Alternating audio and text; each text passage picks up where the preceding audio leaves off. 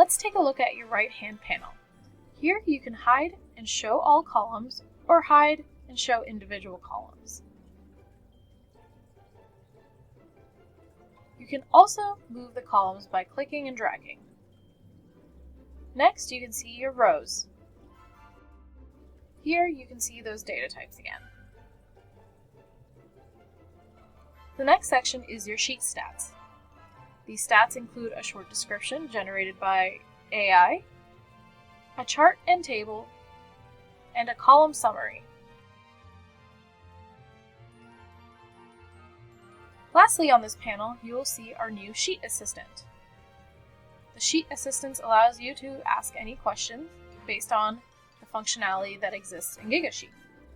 So for example, I can ask it to show me a number that is greater than a certain amount.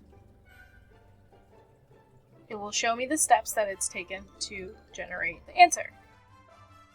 The AI is a good way to get familiar with Gigasheet functions.